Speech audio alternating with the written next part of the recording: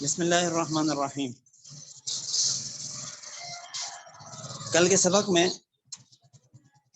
ہم نے بدھ مذہب کی تاریخ تفصیل سے پڑھ لی تھی۔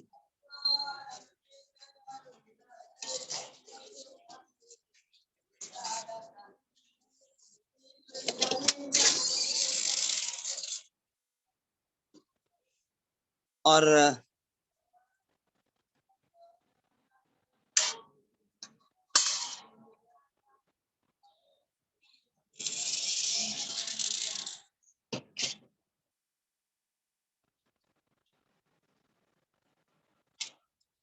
آج اب بدھ مذہب کی تعلیمات کی طرف ہم چلتے ہیں۔ کل ہم نے یہ بات پڑھ لی تھی کہ گوتم بدھ نے جو اصول وضع کیے تھے وہ خود ساختہ تھے۔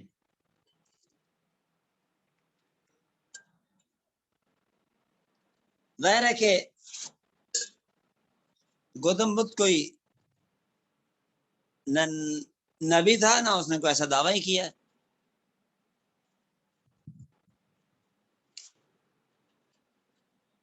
تو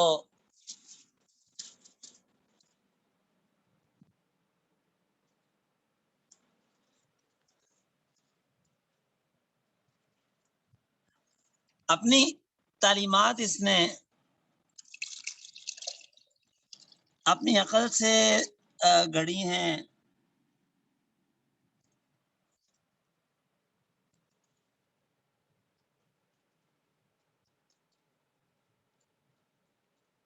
یا دیگر مذاہب سے حاصل کی ہیں۔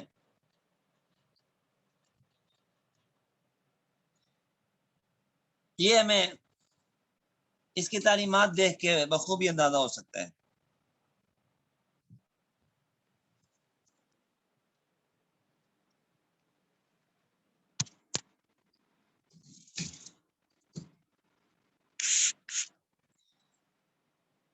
اس نے جو اصول و ضوابط بنائے تھے انہیں 6 حصوں میں تقسیم کیا گیا۔ پہلے حصے میں 4 سرگرم مراقبے،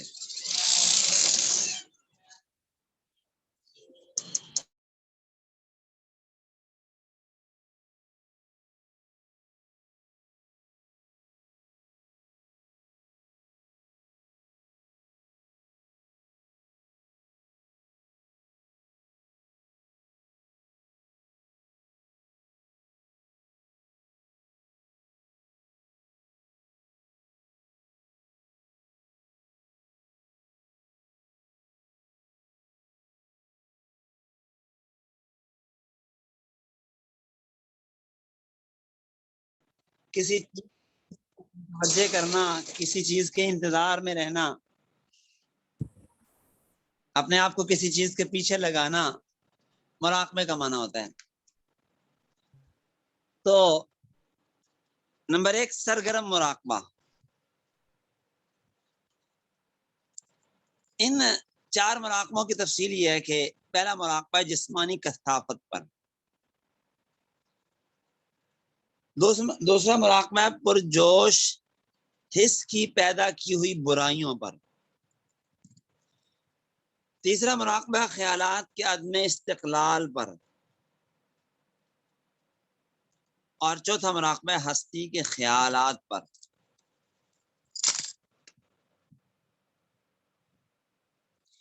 جسمانی کثافت پر جو مراقبہ ہے اس میں کثافت کا معنی ہوتا ہے بوجھل ہونا، بھاری پن۔ بدھ مذہب کہتا ہے کہ اپنے جسم کو گناہوں کے بوجھ سے آزاد کرنے اور اسے لطیف بنانے کے لیے مراقبہ کیا جائے۔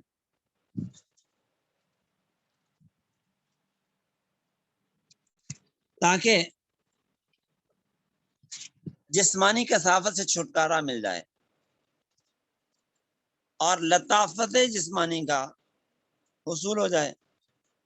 اسلام نے بھی یہ تصور پیش کیا ہے، لیکن اسلام نے اس کے لیے مراقبہ نہیں رکھا۔ اسلام نے اس کا طریقہ رکھا ہے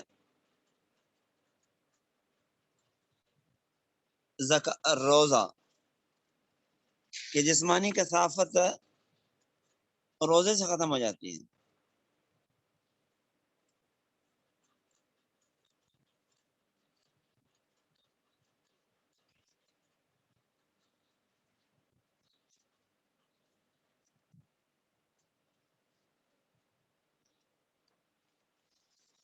تو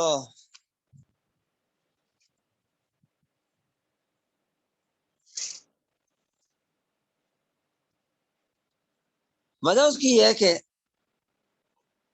گوتم بدھ نے اپنی عقل سے، اپنی سوچ اور فکر سے یہ طریقہ تجویز کیا ہے، جبکہ اسلام نے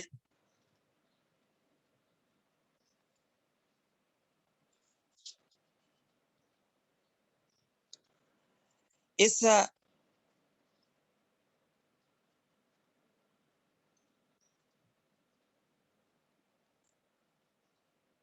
کثافت کو دور کرنے کا طریقہ اللہ تعالیٰ سے حاصل کیا.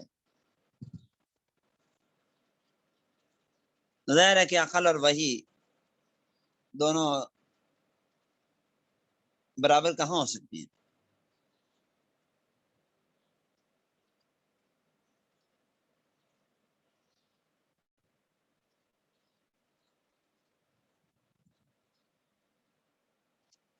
پھر پرجوش حس کی برائی پر مراقبہ کی جگہ اسلام نے ضبط نفس کا طریقہ بتایا، جو صوفیہ کے یہاں معروف ہے. نفس پہ قابو پانا، کنٹرول کرنا، اور عدم استقلال، خیالات کے عدم استقلال پر کیا جانے والا مراقبہ صوفیہ کے اصطلاح میں ارتکاز کہلاتا ہے. اپنی توجہ کو ایک جانب رکھنا، مثلا نماز میں ہے تو کلمات نماز کی طرف، یا نماز کے معنی اور مفاہیم کی طرف اپنی توجہ رکھنا، یا یہ توجہ کرنا کہ اللہ تعالیٰ دیکھ رہا ہے.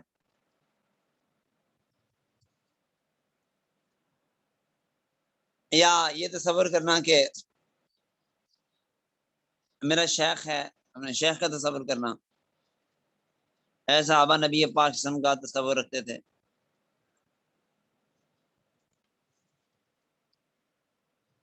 اور ہستی کے وجود پر مراقبہ اسلام کی اصطلاح میں انخلاء قلبی کے نام سے پہچانا جاتا ہے، کہ اپنے دل سے غیر اللہ کو نکال دینا اور دل میں صرف اللہ ہی اللہ ہونا.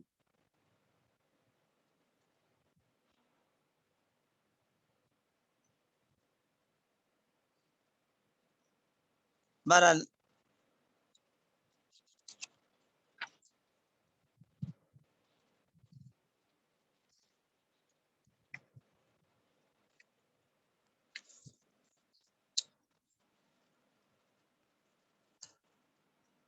دوسرا حصہ ہے 4 بلیغ کوششیں.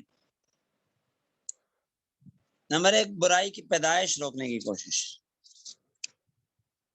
نمبر 2، موجودہ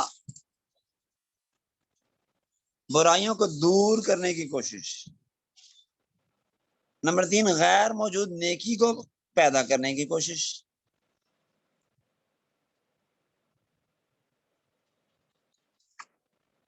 اور نمبر 4، موجودہ نیکیوں میں ترقی کی کوشش.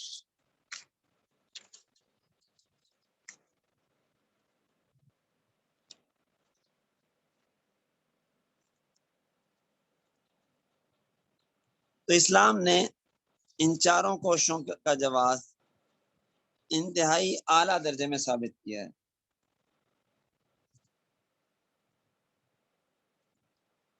اور برائی کی پیدائش روکنے کی کوشش کہ برائی پیدا ہی نہ ہو. تو قرآن نے کہا ہے کہ اس کا راستہ ہے تزکیہ.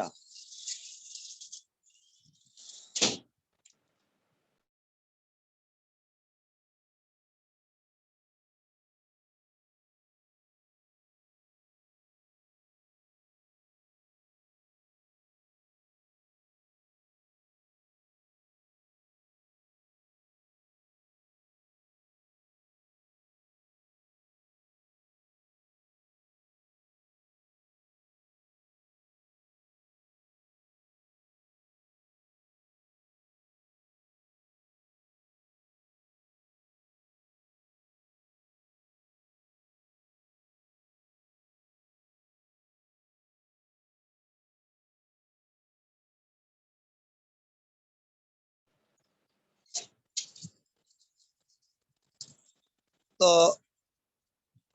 اسلام نے کہا ہے کہ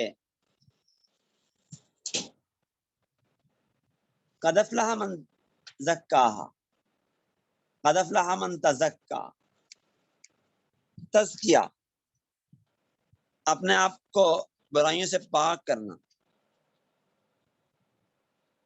اور برائیوں سے دور ہو جانا، ان سے اپنے آپ کو دور رکھنا، توبہ، توبہ الی اللہ توبۃ نصوحا،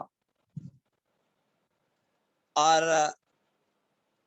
غیر موجود نیکی کو پیدا کرنا، فاستبقوا الخیرات، نیکی میں ترقی کی کوشش کرنا، اور غیر موجود نیکی کو پیدا کرنے کی کوشش کرنا، وما خلقت الجن والانس الا لیعبدون، عبادت۔ تو اسلام نے یہ 4 راستے بتائے ہیں۔ تیسرا حصہ ہے بدھ مذہب کی تعلیمات کا، دینداری کے 4 راستے، دیندار بننے کی خواہش۔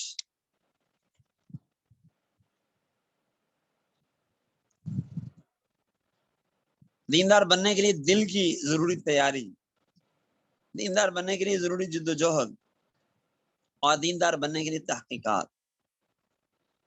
یہ 4 راستے بھی اسلام کے خلاف نہیں ہیں۔ البتہ اتنی بات ضرور ہے کہ دینداری وہبی چیز ہے، کسبی نہیں ہے، اللہ کی مشیت میں موقوف ہے، اگر چاہے تو بغیر کوشش کے دیندار بنا دے۔ البتہ بندے کو اپنی طرف سے کوشش تو کرنی چاہیے۔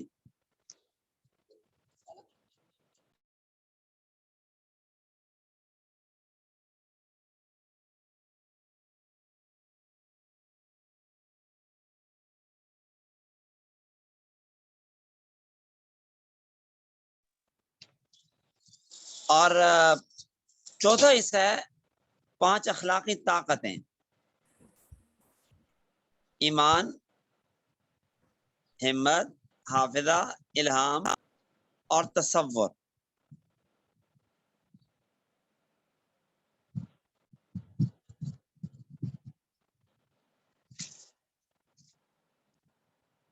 ان 5 اخلاقی طاقتوں میں سے الہام اس بات پر دلالت کرتا ہے کہ گوتم بدھ خدا کو مانتا تھا، کیونکہ جو چیز خود بخود دل میں آئے اسے وجدان کہتے ہیں، اور جو کسی کی طرف سے ڈالی جائے اسے الہام کہتے ہیں۔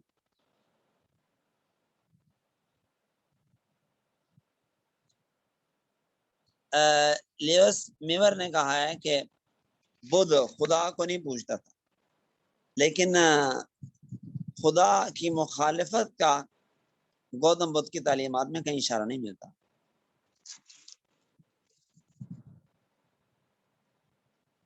بہرحال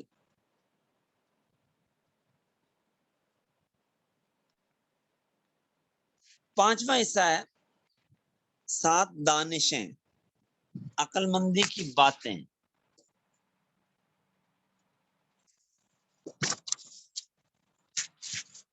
طاقت، نشاط، چستی،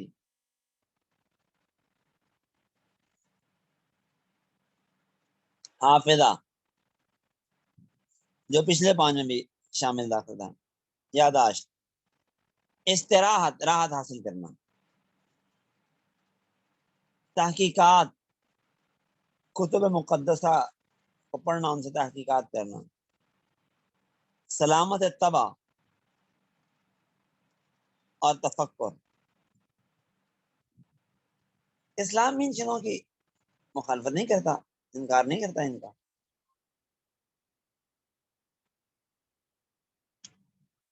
اور اسلام کہتے ہیں باتیں ٹھیک ہے، قوت، طاقت، المومن القوی خیر من المومن الضعیف، نشاط، چستی، اسلام نے اس کی طرف رہنمائی کی ہے۔ اور حافظہ، یاداشت بنیادی چیز ہے۔ راحت حاصل کرنا، قرآن نے نیند کا باقاعدہ تذکرہ کیا ہے۔ اور تحقیقات وہ قرآن نے بتا دیا، ہم نے دے دی ہیں آپ کو۔ بس تو آپ نے ان تحقیقات کو لینا ہے، اپنانا ہے، بس قرآن حدیث پر تحقیقات کرنی ہے بس۔ سلامت ہے تباہ، طبیعت کی سلامتی، تفکر، افلا یتدبرون، اور قل سیروا فی الارض فانظروا کیف کان عاقبۃ المجرمین وغیرہ آیات اس مضمون کی۔ چھٹا حصہ ہے 8 اعلیٰ طور طریقے، صدق عقیدت، عقیدت سچی عقیدت، راست گوئی سچ بولنا، رزق حلال، عزم مسمم، سچی توبہ، سچا تصور، یہ بھی اسلام کے منافی نہیں ہے۔ اسلام ان چیزوں کی حوصلہ افزائی کرتا ہے۔ کہتے ہیں یہ ساری چیزیں جس کو 6 حصے حاصل ہو جائیں اسے نروان حاصل ہو جاتا ہے، نجات مل جاتی ہے، سکون کی دولت مل جاتی ہے۔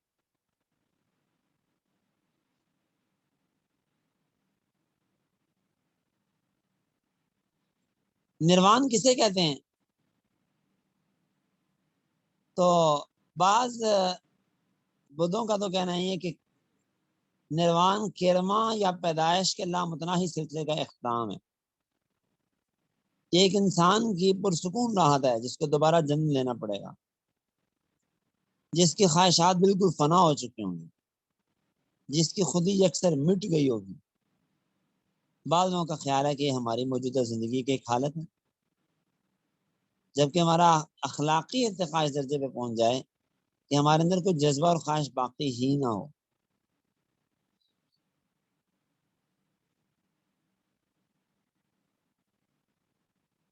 نروان حاصل کرنے کا طریقہ کیا ہے؟ تو گوتم بدھ نے نروان کی کیفیت حاصل کرنے کا ایک مخصوص طریقہ بیان کیا، اور اس نے تن پروری اور تہذیب نفس کے درمیان اعتدال کی راہ تلاش کرنے کی کوشش کی، جس کے اس نے 4 اصول نکالے: تکلیف، اسباب تکلیف، انسداد تکلیف، طریقہ انسداد تکلیف۔ اور گوتم بدھ کا کہنا ہے کہ اس راستے پر چلنے سے تمام تکلیفیں ختم ہو جاتی ہیں۔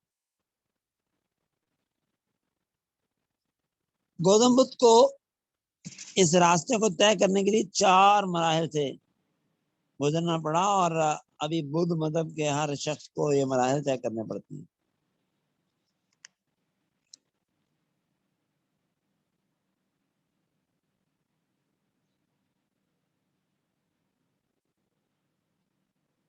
پہلا مرحلہ،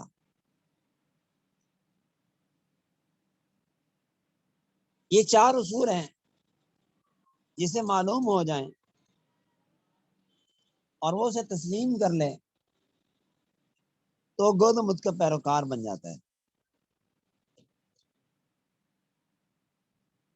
رہا یہ کہ ایک عام انسان کو اصول کیسے پتہ چلیں گے، تو گوتم بدھ کے مطابق اس کے 4 طریقے ہیں۔ نمبر 1، نیکوں کی صحبت۔ نمبر 2، محققانہ غور و خوض۔ نمبر 3، مذہبی قوانین کا سننا۔ نمبر 4، نیکی کی مشق۔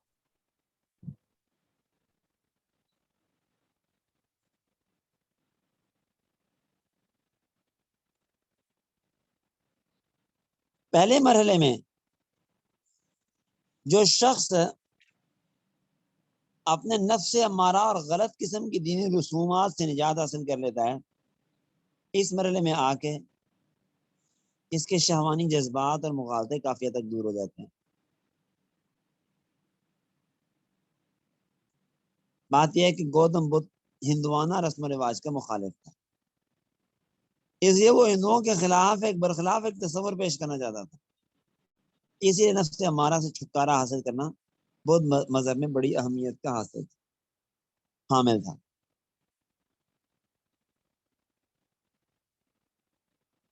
لیکن گوتم بدھ کے بارے میں جو یہ کہا ہے کہ وہ ہندوانہ رسم و رواج سے چھٹکارا حاصل کرنا چاہتا تھا، یہ بات بھی پورے طور پہ ٹھیک نہیں ہے، یعنی وہ پورے طور پہ ان کے مذہب میں موجود نہیں ہے۔ ٹھیک ہے، گوتم بدھ اگر ہندوانہ رسم و رواج کا مخالف تھا، لیکن آج بدھ مذہب پر بہت سی چیزیں ہندو مذہب کی ہمیں اس میں دکھائی دیتی ہیں.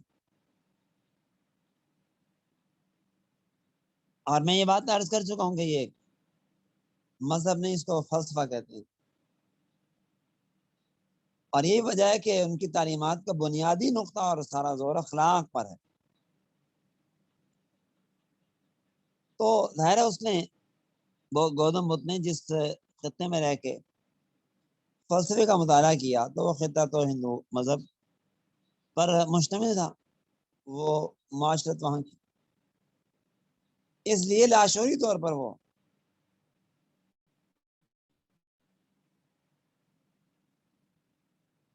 تناسخ وغیرہ باتوں کا قائل ہوا.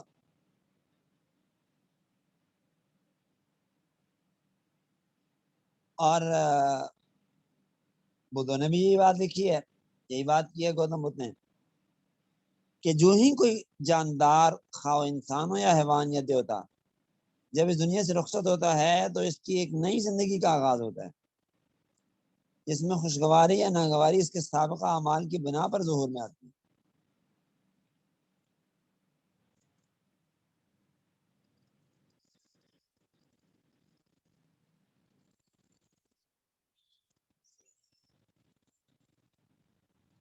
تو یہ تو پہلا مرحلہ تھا.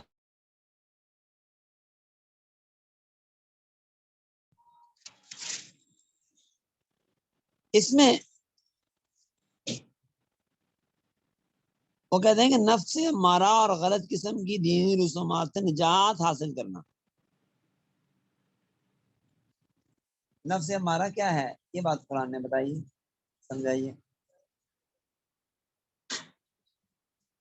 قرآن کہتا ہے ان النفس لامارۃ بالسوء. نفس سرکش نفس جو انسان کو برائی کا حکم دیتا ہے، اسے برائی میں مزہ آتا ہے. تو قرآن نے، حدیث نے اس نفس امارہ کی خرابیوں سے بچنے کا طریقے بتائیں.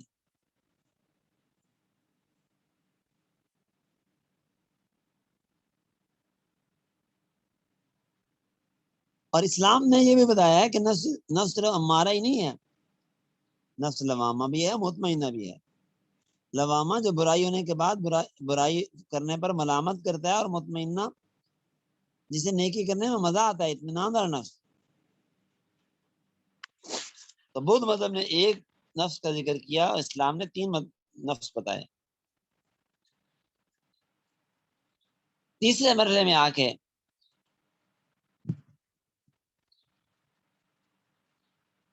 انسانی دل سے دنیاوی خواہشات کی میل کچیل، نفس پرستی، حسد، بغض کافی حد تک دور ہو جاتا ہے، اور انسان شیطان کے تسلط سے آزادی حاصل کر لیتا ہے. چوتھے مرحلے میں آ کے گوتم بدھ کے مطابق انسان کو گیان کی دولت حاصل ہوتی ہے، اللہ کی معرفت مل جاتی ہے، اطمینان قلب ملتا ہے، دنیا کی چیزوں سے بے نیاز ہو جاتا ہے، اسے نروان کہتے ہیں.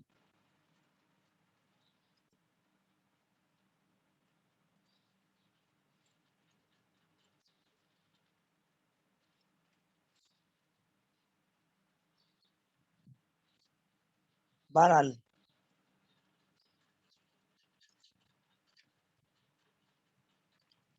بدھ مذہب میں اسٹانگ مارگ، طریق ہشت گانا،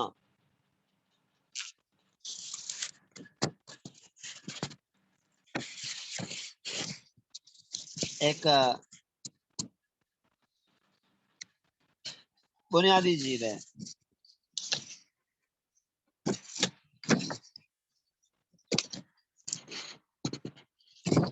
جو حاصل اور خلاصہ ہے پچھلی باتوں کو جو میں نے عرض کر دی ہیں، وہ ہشت گانا، طریق، اسٹانگ مارگ، اس میں صحیح علم عقیدہ، صحیح ارادہ مقصد، صحیح کلام، صحیح عمل، صحیح سلوک، صحیح جدوجہد، صحیح رکاوش، صحیح یاداشت اور صحیح غور و فکر، یہ 8 چیزیں ہیں.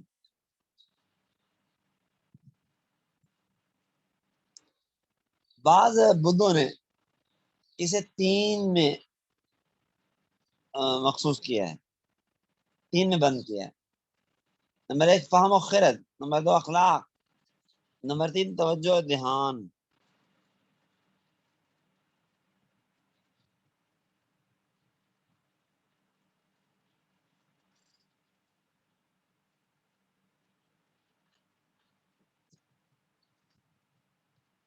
اچھا، یہ جو بدھوں کی تعلیمات ہیں،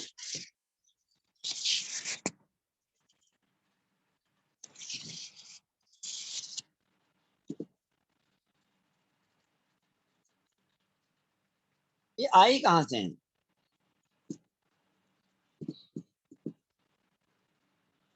تو گوتم بدھ کے زمانے میں کتابیں نہیں لکھی جاتی، تاہم اہم مذہبی تعلیمات کو منظوم کر کے حفظ کروایا جاتا تھا، اور انہیں سوتر کہا جاتا تھا۔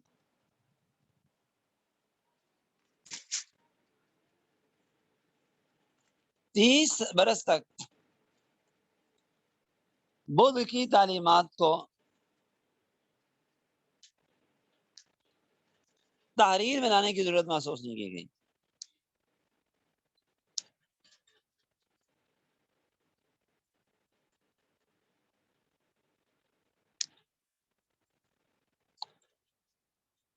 چنانچہ کہتے ہیں کہ شوق کے زمانے میں ایک بدھ کانفرنس ہوئی، جس میں پہلی بار یہ فیصلہ کیا گیا کہ بدھ کی تعلیمات اور عقائد کو کتابی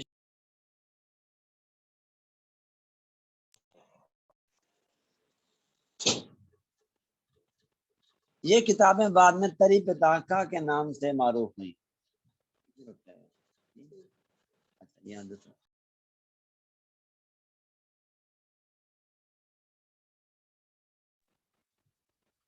چنانچہ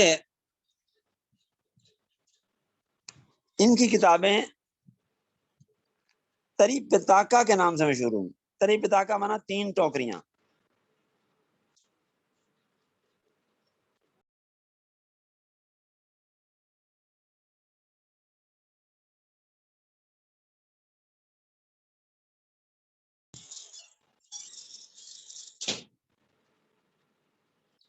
اور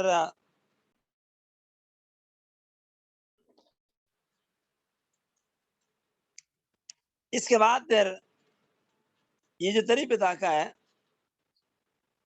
یہ پھر 3 حصوں میں تقسیم ہوئی، یعنی 3 ٹوکریاں ہیں۔ ایک وینا پتاکا، پہلی ٹوکری، جو اس کے شاگرد پالی وینا نے مرتب کی۔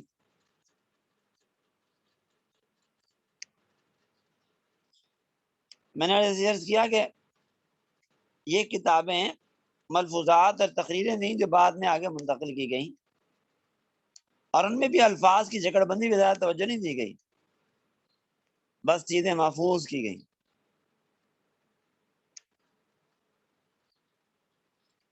تو آج جو ان کی کتابیں ہیں تری پتاکا، یہ گوتم بدھ کی اپنے الفاظ نہیں ہیں، بعد کی باتیں جو ان کی طرف منسوب کر دی گئی وہ ہیں۔ آج کل ان کا بڑا فرقہ ہے ہناینا یا ہنایانا،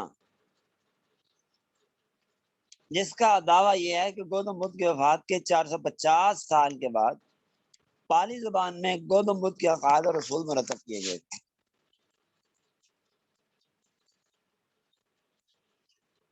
تو وہ جو تھے وہ تری پتاکا کہلاتے تھے، اس کو تی پتاکا بھی کہہ دیتے ہیں۔ تو جو وینا پتاکا ہے نا، اس میں راہبانہ تنظیم کے اصول و قواعد بیان کیے گئے ہیں۔ یہ پروتوں کے لیے لکھی گئی تھی۔ ستا پتاکا، اس میں گوتم بدھ کے مواعظ ملفوظات ہیں، اسے اس کے شاگرد آنند نے مرتب کیا تھا۔ عقائد اور تعلیمات اخلاق اس میں موجود ہیں۔ ابی دما پتاکا، یہ تیسری ٹوکری، اور اس میں متکلمانہ بحثوں اور فلسفوں کو بیان کیا گیا.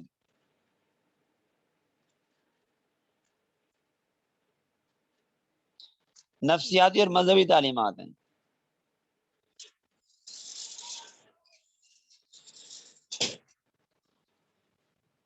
بہرحال پھر ان کے ہاں درویش جو پیروکار ہوتا ہے وہ درویش کہلاتا ہے. ایک گروہ دنیا دار کہلاتا ہے اور ایک درویشوں کو گروہ کہلاتا ہے. تو درویش کون ہے اور دنیا دار کون ہے؟ تو یہ پھر کل سمجھ لیں گے، چونکہ وقت پورا ہو چکا ہے. آج اسی پہ اکتفا کرتے ہیں انشاءاللہ. درویشوں کی قسمیں اور پھر ان کے اخلاقی تعلیمات اور درویشوں کی ذمہ داریاں، دنیا داروں کی ذمہ داریاں، یہ چیزیں انشاءاللہ کل پڑھیں گے. آج اسی پہ اکتفا کرتے ہیں. ہذا المرام و بہذا القدر.